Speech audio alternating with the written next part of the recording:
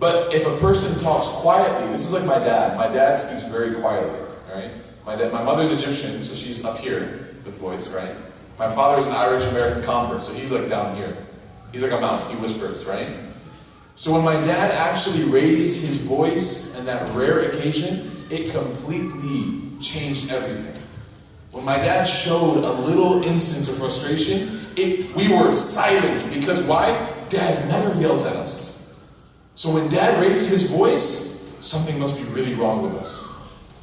But when parents are constantly yelling, and they yell again, why don't you listen to me? I have to yell at you all the time. Well, maybe it's because you're always yelling.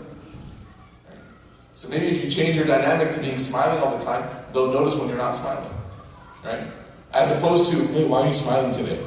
Right? You don't usually smile. What's wrong? What do I have to do? Oh, you have a lot of chores today. That's why I'm smiling. It's like, no. Right? So we have to change our dynamic a little bit. We have to change our dynamic a little bit.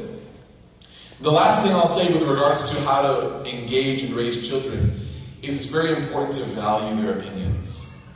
You know, we have an interesting story from the life of the Prophet Ibrahim a.s. Ibrahim a.s.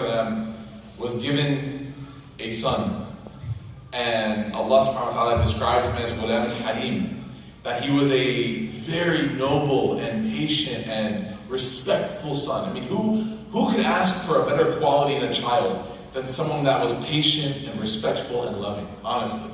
And if you look at the story of Ismail a.s., right? When he tells his son, I have to slaughter you, the son says to the dad, Dad, do what you've been commanded. Look at this respect, subhanAllah. But do you know this respect, it was nurtured, it wasn't miraculous, it was nurtured.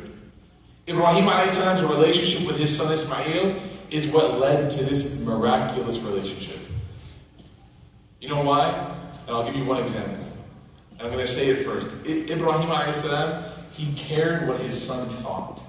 He valued his child's opinions. Parents, we need to take serious consideration about what our kids are feeling. If Ibrahim a.s. was given this command, right? He said that I saw, that fil manami anni athbahuka, that I saw in my sleep that I'm going to have to slaughter you. And we know that the dreams of the prophets are wahi. The dreams of the prophets are revelation. Whatever they dream, it's actually Allah embedding or commanding them to do something. So he's telling his son, I have to slaughter you. But then he says something very interesting after that. There's no choice, there's no option. I'm going to have to slaughter you. You don't have a say in the matter. You can't change Allah's decision. It's done. But then he says, فَانْظُرْ مَاذَا تَرَى. Interesting, right? So you don't have a choice, you don't have an option, you don't have any sort of say. You're not going to change what Allah has commanded me to do. I'm a prophet. But he says, tell me what you think. Tell me what you think.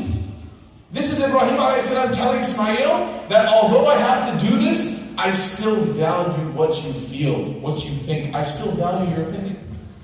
And when he says that, when he hands the keys of discussion, because sometimes we don't want to give our kids the keys. We don't want to give our kids the steering wheel of discussion, because we're afraid they're going to take it crazy, right?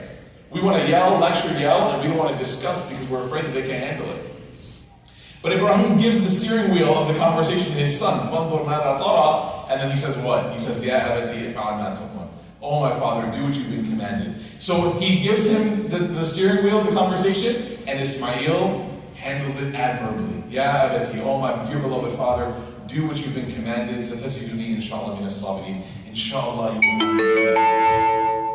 If you value the opinions of your children, my dear beloved elders and parents, if you value their opinions, I promise you they will surprise you.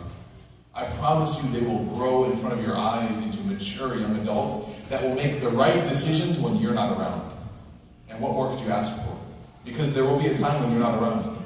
Whether it's college, whether it's work, whether it's at their friend's house,